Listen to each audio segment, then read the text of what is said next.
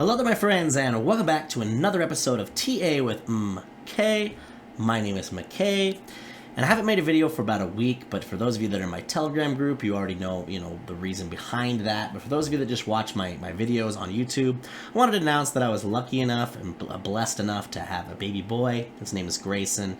He came about 3 weeks early. He's 5 pounds 6 ounces, a little over 17 inches. The key, most important thing is that he's happy, he's healthy. And I know every single parent out there says this about their kid, but gosh dang it, the little bugger is cute. Now, enough about that, but just know that going forward I may mention him here and there as to reasons why I'm either late making a video or, it's basically his world and I'm just living in it, but I'm very, very happy that he's here. So, the last video that I put out, we talked about a giveaway that I was going to be doing on the channel that was going to actually take place throughout this past week and end on Friday. This past Friday. However, because of the baby coming early and all of that going on, I wasn't able to put out, more than that one video talking about it. So for those of you that maybe did watch that video and used my link that was in the description for that video, I appreciate it. You'll still, of course, be part of the giveaway. However, I'm going to extend it throughout this week. Now that things have settled down, as far as, we're kind of getting in a routine with having the brand new baby, I should have time to put out at least 3, maybe 4 videos throughout this next week. And so we're going to start the giveaway essentially over, although those of you that use the link already, of course, you're already going to be included in the giveaway. Again, guys, this is a $100 giveaway sponsored by the crypto exchange that I've partnered with called BITGET. I'll go ahead and just roll a quick video about the giveaway with the details. Yes, my friends, you heard that correctly. Due to my recent partnership with the crypto exchange known as BITGET, they are being so kind as to, via my channel, do a $100 giveaway. All you have to do to qualify is just use the link in my description to create a brand new BITGET account. For those of you that created one from the link in my video from the other day, don't worry, you're already qualified for this giveaway. And basically at the end of this week on Friday, we're going to draw out someone's email that created a brand new account, and should you win, BITGET is just going to apply straight to that new account $100 in USDT, which you can then use to begin spot trading, futures trading, copy trading, all the things that I'll be making videos about in the coming weeks on my channel. So good luck. Remember, again, all you need to do is use the link in my description, create a brand new BITGET account, and then just wait to see if you win on Friday. Good luck, and thank you, BITGET. For those of you that might be interested trading a bit with me on BITGET, some of the things like copy trading, I would suggest using that link in the description, even if you're not worried about the giveaway itself. But go ahead and create an account, because I'm going to be making a lot of videos in the next week, 2, maybe even 3 weeks, the foreseeable future at least, to do with the BITGET exchange. Just all of the ins and outs of how to use it. And primarily, we're going to get to the point where we're going to start doing the copy trading feature. I'm going to set up an account, start setting up some trades that those of you that follow my YouTube channel or are part of my Telegram community can start following, should you choose, some of the trades that I make. Now, with all that out of the way, in today's video, we're going to quickly discuss kind of the Bitcoin price, where I realistically see it potentially going over the next few weeks, and of course, what would that do to the altcoins. We're going to look at some charts like the Bitcoin dominance chart, the total 2 chart. Of course, we'll take a quick look at the DXY and the S&P 500, and we're going to put all of the puzzle pieces together and attempt to kind of put together a plan, or at least my plan, of what to do as it relates to trading crypto over the next few weeks. Now, if that sounds interesting to you, please remember to like and subscribe, and let's go. It's TA with MK. It's TA with MK. So the first chart that makes sense to look at is the DXY. This chart, for those of you that are new to it, just to explain it, it's the strength of it's a chart that represents the strength of the US dollar, and the way that it does that is it puts it against a basket of other currencies, like the yen, the pound, the euro being the big one, and more or less, if this is going up, which means it's outperforming those other currencies, generally speaking, the rest of the stocks and risk on assets are typically going backwards, or the opposite, right? And if this is going down, generally that means that stocks are going up. Now, it does not mean that has always been the case. I explained in one of my last videos, actually my last couple videos, but specifically my last video, that there has been some times in history that hasn't been the case, where this was a complete reverse all the time. In fact, there's been times where this has been generally trending up, sideways and up, kind of boring, but in a general uptrend, and stocks have also been in a strong uptrend. So they can coexist. I mean, sometimes you will still see small pullbacks on this, and that leads to small pumps on stocks. Small pumps on this leads to small pullbacks on stocks. So the correlation can still be there, But, you know, on a macro level, there are periods of time where this has been able to go up and stocks have been able to go up as well. That being said, you know, obviously we'd feel more confident if this could be in a downtrend. Now, it has been ever since it topped out September of this past year, 2022, kind of late September, early October. It peaked here and then continued to put in a series of lower highs, had a little bit of a falling wedge, even broke down. Now, here on the daily chart, you had this 200 simple moving average and this 200 exponential moving average. It was using them as support before it broke down, turned them into resistance, even retested the blue EMA here again back in early January of this year. You know, and generally speaking, it's been in a downtrend, right? Well, right now it's trying, as it bounced at major weekly support, something that I spoke about in a previous video. I'm not going to zoom out on this video, but just know this blue zone that's on my chart where, you know, with support back here. This is an area on the weekly chart, which is a way more zoomed out macro, that made sense to see at least a short-term bounce. Could also be a major bounce, which wouldn't, you know, likely be bad for stocks, you know, in the short to midterm to, you know, maybe this full, you know, year. But I am of the belief that we're just looking for a potential lower high. You know, I do think the top is still in on DXY, meaning that the, you know, the bottom is in potentially on stocks. You know, it'll take some time to play out. This chart is very slow moving, so I don't want this video to take forever, so I'll just kind of speed up the analysis, at least here on the DXY. So if we double click, one of the things I'm looking for a potential, you know, short term, something like a week, maybe even 2 week worth of time pullback on the DXY, is the fact that we have some bearish divergence showing up on a few of the indicators. You can see from this peak right here to this peak, you kind of have a high and a bit, at least currently, of a lower high, right? And down here on the indicators, there's two of them that I'll show you where you have a high, you know, and kind of higher highs. And specifically down here on the RSI, it's really pronounced. You have a high and a higher high.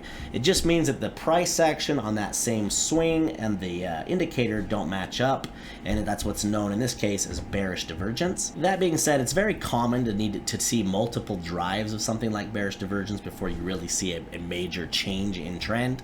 So what I'll be looking for, especially when we get to the Bitcoin chart, this will make more sense, but really the swing that I'm really paying attention to is just this top, right?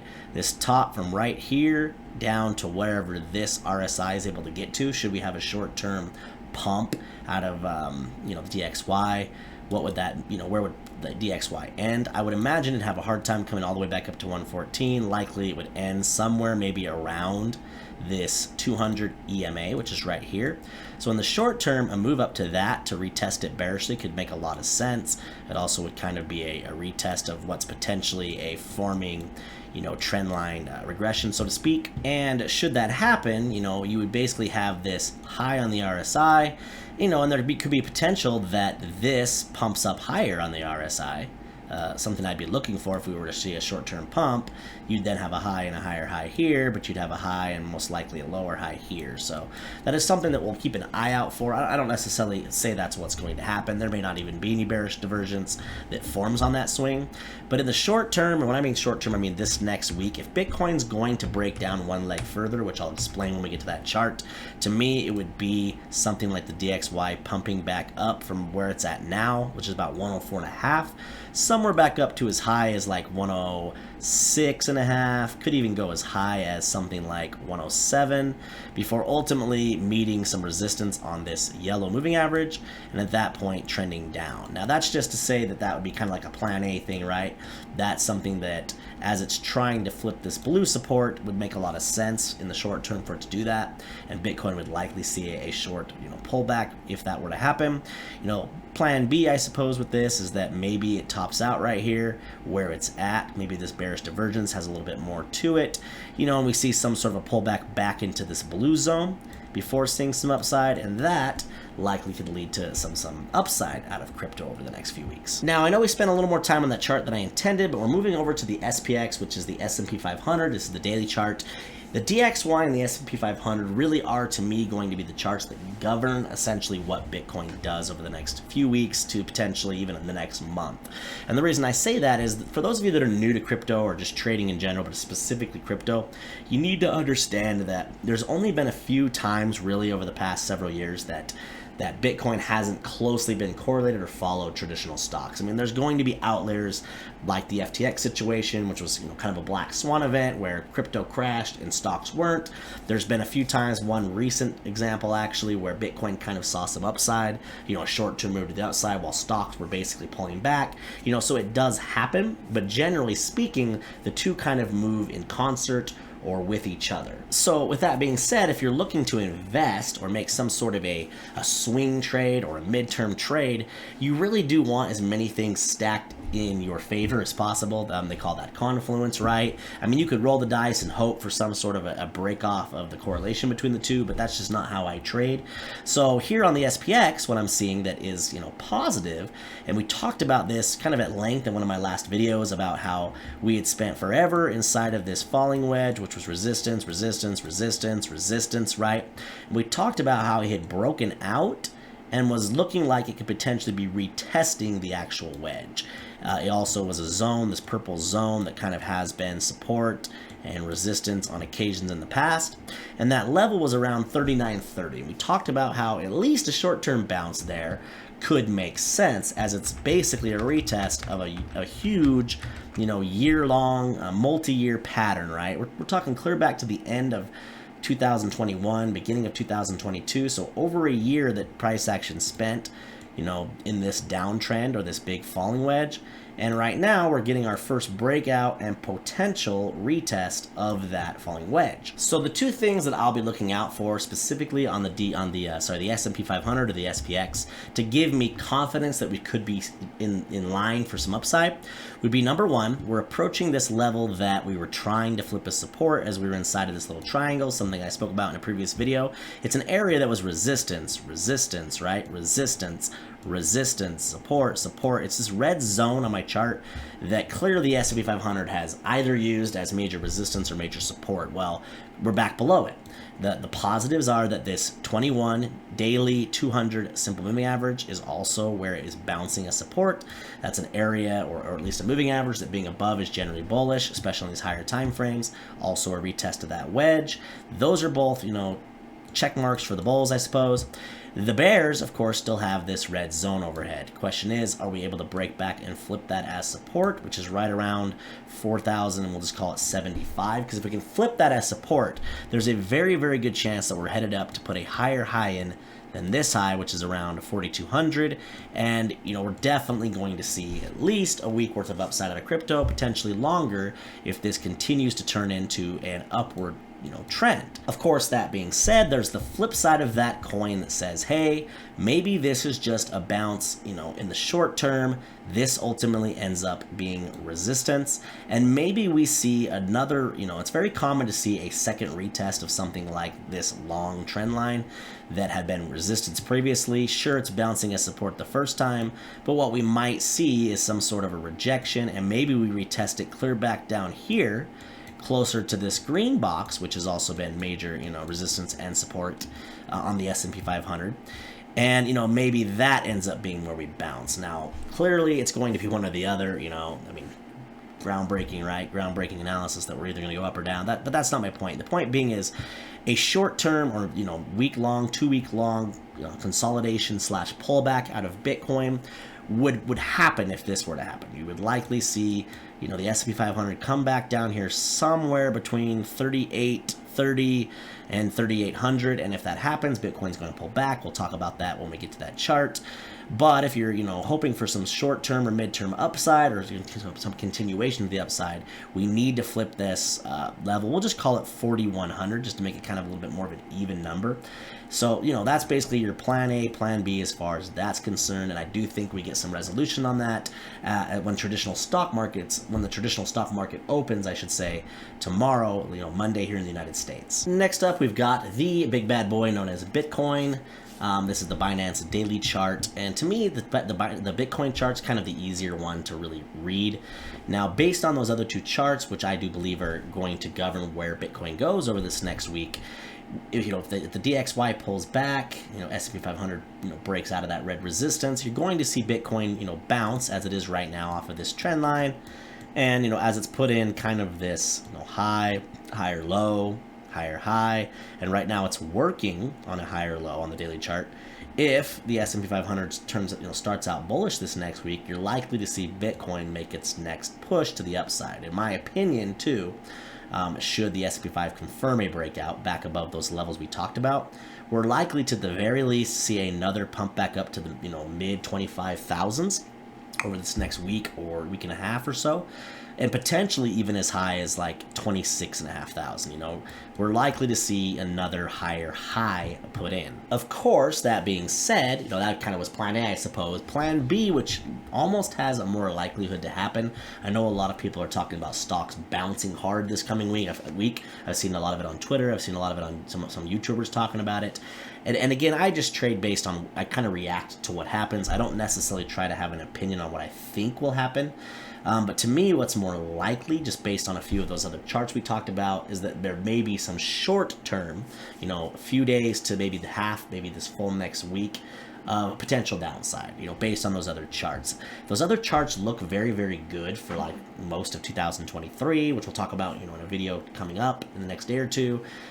Maybe even the next month, it could be very, very good. But just in the short term, it looks like things are stacking up for maybe one more leg lower. And what would that look like? Where do I think that maybe the price action would get picked up should that happen? Well, one of the ways that I've always, I've been taught, and one of the ways that I've always personally used to kind of govern or judge what areas are maybe the most important on a chart is just where the volume came in, and whether that was selling pressure, buying pressure. Ultimately, volume is both, right? Whether the price pulled back or not, there was buyers and sellers at those areas, and that creates these big spikes in volume. So one of the big areas we see is the big pullback and rejection right here, right at just over 21,000. So from where we're at now, that would be a bit of a pullback. In fact, the exact level is about 21,350. It's a level I spoke about previously in some previous videos. That is an area of interest should we see a pullback. That would be about a 5% pullback. Another area which I've had multiple reasons to believe that price action will pull back to at some point is this blue box that I have back here. Reasons being, you have the daily 200 moving average. This is the simple moving average, which, we've been below for quite some time, right? In fact, you got to scroll out to look at the last time that we were, basically the last time we tested it. And you got to go clear back to March of 2022 where we used it as resistance, right? And since then, we've just been in this long downtrend. We've broken back above it, but one thing that's very common as it relates to these moving averages, just like patterns and everything else, levels of support, levels of resistance, whatever they may be, is it's common for them to get retested, right? It doesn't mean it has to happen now or at all, but there's a high likelihood that if we were to see a breakdown in the short term of price action, lose this trend line here, lose this support level, that's holding us up right around 21,700-ish, right? 21,500. At that point, the next level, realistically, of support is back down here at just over 20K. Now, if it takes, say, a few days, maybe the rest of this coming week to potentially do that, you're going to see this 200 simple moving average move up a little bit, right? It may be sitting here just over 20K. That's also a psychological number, 20K. As long as we're above it, a lot of your long-term, wells look at that as a very bullish sign. Obviously below 20K, those of you that can remember from a few months back when we were below 20K, that was very, very bearish times. So anyway, all that being said, just to kind of wrap it up here on the Bitcoin chart, if in the short term you see a pullback, the areas of interest, at least in my eyes, based on what we've talked about, the first would basically be a potential retest of 21,350. Maybe that just turns out being a big double bottom, and then, we push upward and onward. But if that level's not able to hold up, the area that I would look at as a buying opportunity, not of a lifetime or anything like that, but just a high likelihood that we see a significant bounce from, would be somewhere in my blue zone, which the lower end, is around 19,500. The upper end is as high as 20,000, like 250. That would be kind of the area that I'd be looking for Bitcoin to, see a much, a bigger, more major bounce from. The next chart I want to quickly look at is the Bitcoin dominance chart. Now, this is just something that I use and a lot of traders use to kind of get a gauge as to what the altcoins might be doing, in correlation to Bitcoin. Now, I have a whole video that goes really into detail of how Bitcoin dominance works, kind of how to understand this chart, how to understand the money flow of, between Bitcoin Bitcoin and the altcoins as it relates to crypto, and I'll leave a link in the description to that video. For those of you that have never seen this chart, or maybe just don't understand it, watch that video first, and then come back, and this will all make a lot more sense. But just quickly in a nutshell, generally speaking, if this chart's going up, that's bad for altcoins. Generally speaking, if it's going down, that's good. Now, there's a lot more to it. There's some nuances. That being said, just to kind of keep it simple, just in case you don't feel like pausing the video and going and watching that video, even though I recommend that you do, that'll help you kind of understand. So what I'm looking at here is that ever since we've had this kind of major bounce at these levels down here of support, which clearly over Bitcoin's history dating back to 2021, this blue box down here has been support, and this upper box has been resistance. And that being said, typically speaking, these big pullbacks are what we call in crypto altcoin seasons, right? Even smaller ones, they're just shorter altcoin seasons, but typically if this is in a very major downtrend, altcoin season, altcoin season. In a major uptrend, it's either Bitcoin season, which no matter what we call it, Bitcoin season, but it's either like wreck city for altcoins, or at the very least, Bitcoin's outperforming altcoins, and you'd rather not be holding on to altcoins. Now, the reason I bring this chart up isn't really so much to do with what I think that altcoins will do or Bitcoin will do over the next few weeks or whatever, right? I just wanted to put it on your radar because this chart I'll be talking about a lot more in the coming weeks on my channel, kind of as we try to judge when's the very, very best time to start deploying a bunch of your capital into your mid and long-term altcoin holds. And so the reason I'm bringing it up now is because we're kind of at the mid zone. You can kind of see that this area is an area specifically, especially back here in 2022 March, where we saw a pump and then it actually was rejected kind of in this area, and then you saw a little bit of an altcoin season here before a major pump to the upside. Well, right now we're kind of flirting in that area, right? We're in that same kind of area that has been support back in here, resistance a bit. This is the one we were just talking about. And most recently in June, last summer of 2022, you saw a little bit of a rejection and then a bit of an altcoin season, right? So just keeping it very simple, what I'm watching for is if the S&P 500 specifically is able to break out and trend higher and Bitcoin's going to go higher, there's a high likelihood that this winds up being resistance. And we see a little bit of a move back down here, at the very least, to kind of where this daily 200 moving average is, which is around 41%. And if that's the case, it would represent some really, really good altcoin trading over the next few weeks, maybe even the next month and a half, even as much as like 2 months. So that would be something that we'll be keeping an eye on. But the flip side of that is if this breaks out and continues to trend this way, you can see that usually when it gets up in this kind of no man's land, that's when you see some of these explosive moves to the upside, right? And those are when you generally do not want to be holding on to altcoins, unless you have a super long-term outlook and you just don't care what they do over a few months to maybe even a year-long period. You're thinking more 5-10 years out. Maybe this doesn't apply to you, and most of this analysis doesn't apply to you. So anyhow, of course, short-term, we'd love to see a pullback. Good chance we do, especially if the S&P 500 pushes upwards and onwards. But should they pull back, this is likely to pull forward. Doesn't necessarily spell doom for Bitcoin itself. Bitcoin could just consolidate. But if this is moving higher and Bitcoin is, not going higher, it's going to be bad for altcoins. So I just want to put that on your radar to kind of, as you put together a plan over the next, month or two, if that's what you're watching this video for. Keep in mind that at least my plan is to, see what this does over the next few days, in correlation with those other charts before I determine if I want to deploy some capital into some midterm altcoin holds. So to finish out today's video, the last chart I want to look at that just kind of rhymes or has some, confluence with that last chart, which was the Bitcoin dominance chart, is the total 2 chart. I'm also on the daily. Those of you that are new to this chart, it just represents what the total crypto market cap is for all of crypto, excluding Bitcoin. So basically, if you look over here to the right where it's showing $553 billion, that means that between Ethereum and all the altcoins, that's how much money there is in those coins, and not counting Bitcoin. So one thing that we look at when it comes to this chart is just trying to get an idea of how the altcoins as a whole are going to perform. And we've talked about this, we followed this for quite a while on the channel. We were tracking this big trend line that had been resistance on multiple occasions, also just this red zone that we were below. We kind of double bottomed. We talked about this when that happened. We were looking for a break break, a flip of the 200 simple moving average, a break of that red zone, and a break of this trend line, which I just drew very terribly, but a break of this trend line, and all three things, you know, basically came to fruition as we broke out. We even got a retest here, and then we got a push higher, something that in the short term, back when I made a video about it, we talked about. However, we are seeing resistance. In fact, it's pretty easy to go ahead and do Alt-H here on the keyboard.